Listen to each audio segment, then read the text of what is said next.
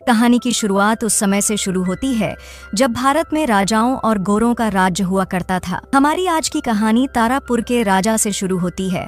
तारापुर के राजा को जानवरों का भी शौक था और नाच देखने का भी शौक था। उसने नाच देखने के लिए नाच महल भी बना रखा था। उसके नाच महल में कई जवान लड़कियां थीं, लेकिन मीना सबसे खूबसूरत लड़की थी। राजा मीना का प्यार पाना चाहता था, मगर वो उससे शादी नहीं कर सकता था, इसलिए मीना हमेशा ही उसे टाल देती थी। ऐसे ही एक दिन राजा एक गोरे इंजीनियर सैम को तारापुर बुलाता है ताकि वह उसके लिए एक नया महल बना सके। कुछ ही दिनों बाद सैम मीना को लेकर भाग गया, जिसके बाद राजा के सैनिक उन्हें ढूंढने लगे। सैम की बहन और सैम का जीजा भी तारापुर में ही रहते थे। उसकी बहन का नाम मारिया, जबकि उसके जीजा का नाम जॉन था।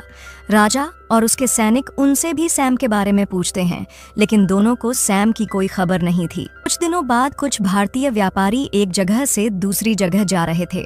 रास्ते में उन्हें सैम और मीना मिलते हैं, जो रेगिस्तान में बेहोश पड़े थे। व्यापारी समझ गए थे कि दोनों गर्मी के कारण बेहोश हो गए होंगे, इसलिए वो दोनों को उठाने लगते हैं। दूसरी तरफ राजा के सैनिक गांव-गांव जाकर सभी को सैम और मीना के बारे में बता रहे थे।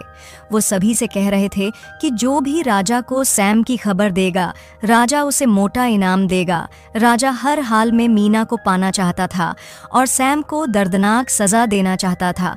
उधर सैम और मीना एक व्यापारी के घर में थे।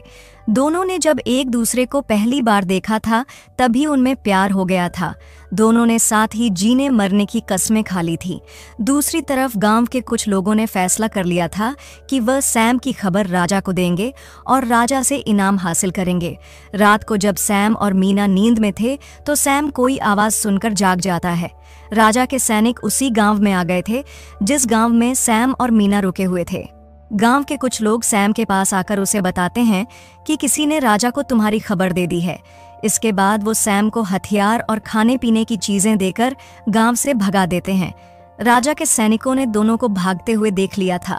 वो उनका पीछा करते हैं, लेकिन सैम और मीना एक बड़े से पहाड़ में आ जाते हैं। इस पहाड़ में एक गुप्त गुफा थी। सैम और मीना इसी गुफा में छुप जाते हैं। राजा के सैनिक भी पहाड़ में आकर दोनों को काफी ढूंढते हैं, मगर वो उन्हें कहीं भी नहीं मिलते। गुफा में आकर मीना प्रार्थना करने लगी थी ताकि वो और सैम सही सलामत रह सकें। अगले दिन मीना पानी लेने गुफा से बाहर निकलती है। सैम उसे रोकना चाहता था, लेकिन मीना उसकी बात नहीं मानती। जल्दी ही सैम को मीना की चीख सुनाई देती है, जिसे सुनकर वह गुफा से बाहर आता है। मीना को राजा के सैनिकों ने पकड़ लिया था। सैम जल्दी जल्दी राजा के सैनिकों पर टूट पड़ता है ताकि उनसे मीना को बचा सके। राजा के सैनिक कहीं नहीं गए थे, बल्कि सभी छुपकर सैम और मीना का इंतजार कर रहे थे। सैम सैनिकों का दिलेरी से मुकाबला करता है, मगर वो एक सैनिक से लड़ते लड़ते पहाड़ से नीचे गिर जाता है। सभी को लगा कि सैम मारा गया, लेकिन वह नीचे गिरकर सिर्फ जख्मी हुआ था। थोड़ी देर बाद राजा सैम की बहन मारिया के पास आकर उसे सैम की मौत के बारे में बताता है। मारिया को राजा की बात सच नहीं लगती, इसलिए वह उसकी बात पर यकीन नहीं करती। उधर राजा का सेनापति मीना के पास आ गया था। ये लोग मीना को पकड़ कर उसी नाच महल में ले आए थे। यहाँ राजा मीना का नाच देखता था। सेनापति चाहता था कि मीना राजा को खुश करें और उसकी दासी बनकर रहे, मगर मीना ऐसा करने से मना कर देती है। उसे मौत तो मंजूर थी, मगर राजा की दासी बनना बिल्कुल भी मंजूर नहीं था। थोड़ी देर बाद राजा भी मीना को मनाने उसके पास आता है। वो उससे कहता है कि मैं जब चाहूँ तुम्हारी गुफा लूट सकता हूँ, लेकिन मैं ऐसा करना नहीं चाहता। मैं चाहता हूँ कि तुम अपनी मर्जी से मेरा पानी निकालो। उसकी बात सुनकर मीना कहती है कि मेरी गुफा में इतनी आग है कि वो तुम्हारे डंडे को जला देगी। उसकी बात सुनकर राजा को इतना गुस्सा आता है कि वो उसे मौत की धमकी दे देता है। मीना उसकी धमकी से भी नहीं डरती, जिसके बाद राजा वहां से चला जाता है। राजा के बाद सेनापति मीना के पास आता है। वो उससे कहता है कि अगर तुमने राजा को खुश कर दिया तो मैं तुम्हारे सैम को जिंदा छोड़ दूंगा। उसकी बात सुनकर मीना हैरान हो गई थी, क्योंकि उसे तो लग रहा था कि सैम मर चुका है। उधर सैम की बहन मारिया भी महल में आ चुकी थी। वो छुपकर यहाँ आई थी ताकि अपने भाई सैम को ढूंढ सके। दूसरी तरफ सेनापति मीना को लेकर कहीं जा रहा था। वो उसे सैम दिखाना चाहता था ताकि सैम को देखकर वह उसकी बात मान जाए। जल्दी ही वह मीना को एक कुएं के पास लेकर आता है। इस कुएं के अंदर सैम कैद था। वो अभी भी काफी जख्मी था, लेकिन फिर भी जिंदा था। उसे जिंदा देखकर मीना खुश हो गई और उसने राजा को भी खुश करने का फैसला कर लिया। जल्दी ही सेनापति मीना को उसके कमरे में छोड़ देता है। इसी कमरे में मारिया भी छुपी हुई थी। मीना सैम को बचाना तो चाहती थी, लेकिन उसके लिए उसे राजा को खुश करना पड़ेगा और यही सोचकर वह दुखी थी। मीना बिस्तर पर लेटकर रोने लगी और तभी मारिया उसके के पास आकर उससे सैम के बारे में पूछती है। मीना उसे सब बता देती है कि सैम जिंदा है और वो एक कुएं में कैद है। कमरे के बाहर सेनापति ने सैनिकों को सतर्क रहने को कह दिया था। मीना से सैम के बारे में जानकर अब मारिया भी अपने भाई सैम को बचाना चाहती थी। इसके लिए उसका इस कमरे से निकलना जरूरी था, जबकि कमरे के बाहर सैनिक पहरा दे रहे थे। दोनों लड़कियां जल्दी जल्दी योजना बनाती हैं। योजना बनते ही मीना दरवाजा खोलकर भागती है और सैनिक उसे पकड़ने लग जाते हैं। इसी बीच मारिया कमरे से निकलकर भागती है, जबकि सैनिकों ने मीना को दबोच लिया था। उधर सैम भी खुद को आज़ाद करवाने की कोशिश कर रहा था। वह भी मीना से मिलना चाहता था। मारिया अपने पति जॉन के पास पहुंच गई थी और उसने जॉन को सब बता दिया था। जॉन महल के राजा के लिए काम करता था।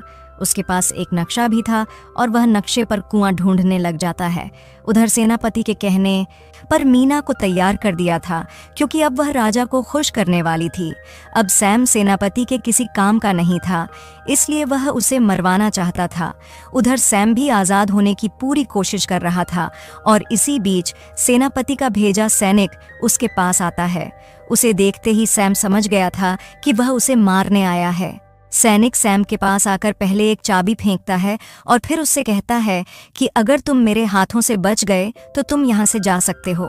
इतना कहकर वह सैम पर टूट पड़ता है। सैम भी तेजी दिखाता है और सैनिक को ही जंजीरों में फंसा देता है। साला सैनिक बचने की बहुत कोशिश करता है, लेकिन बच नहीं पाता और वो साला सैम के हाथों मारा जाता है। दूसरी तरफ मारिया और जॉन भी महल के गुप्त रास्तों में पहुंच चुके थे। जल्दी ही मारिया जॉन के बताए रास्ते पर अकेली ही जाने लगी, ताकि जॉन बाहर ही रुककर नजर रख सके। ये दोनों सीधा तो कुएं तक जा नहीं सकते थे, इसीलिए गुप्त रास्तों का सहारा लेकर कुएं की तरफ बढ़ रहे थे। मारिया लगातार आगे बढ़ रही थी और इसी बीच वो कदमों की आहट सुनकर छुप जाती है। ये कदमों की आहट सैम की थी, जो कुएं से बाहर निकल आया था। मारिया पहले तो उसे देख ही नहीं पाई थी, लेकिन जब उसकी नज़र सैम पर पड़ती है तो वो उसे जोर से पुकारती है। सैम उसकी पुकार तो सुन लेता है, लेकिन वो उसे देख नहीं पाता। दोनों इस वक्त गुफा में भटक चुके थे। इसी बीच मारिया एक गड्ढे में फंसकर नीचे गिर जाती है। वो एक नई जगह पर पहुंच गई थी। यहाँ बहुत सारे लोग थे। मारिया इन अजीब से लोगों को देखकर डर गई थी। ये सभी लोग कई सालों से यहाँ कैद थे, इसलिए यह लोग पागल हो चुके थे। ये लोग मारिया को पकड़ने की कोशिश करते हैं, मगर मारिया किसी तरह वहाँ से भाग जाती है। थोड़ा आगे जाने पर उसे पहले जॉन मिलता है और फिर वह दोनों सैम तक भी पहुँच जाते हैं। उधर राजा का बाबा उसे बताता है कि अगर तुमने नाचने वाली के साथ संबंध बनाया तो तुम्हारा विनाश हो जाएगा। तुम्हें उससे शादी करनी होगी, तभी तुम उससे संबंध बना सकते हो। राजा हर हाल में मीना के साथ संबंध बनाना चाहता था, इसलिए वो उससे शादी करने को भी तैयार हो जाता है। देखते ही देखते शादी की तैयारी शुरू हो गई। इससे पहले कि शादी पूरी हो पाती, महल के कुछ लोग इस शादी का विरोध कर देते हैं। विरोधियों ने राजा को बंदी बना लिया था। विरोधियों को यह बात पसंद नहीं थी कि उनका राजा एक नाचने वाली से शादी करें। राजा को खुले में लाकर मारा जाने लगा और इसी बीच गोरों के कहने पर पड़ोसी देश राजा की मदद करता है। यह नई सेना सभी विरोधियों को मारकर राजा की जान बचा लेती है। उधर कुछ विरोधी पहले सैम को और फिर मीना को भी मारना चाहते थे, मगर मीना दिलेरी दिखाकर अपनी और सैम की जान बचा लेती है। राजा भी मीना के पास आता है, मगर उसे सैम के साथ देखकर वह पीछे हट जाता है। राजा समझ गया था कि वह लाख कोशिशों के बाद भी मीना का प्यार नहीं पा सकता।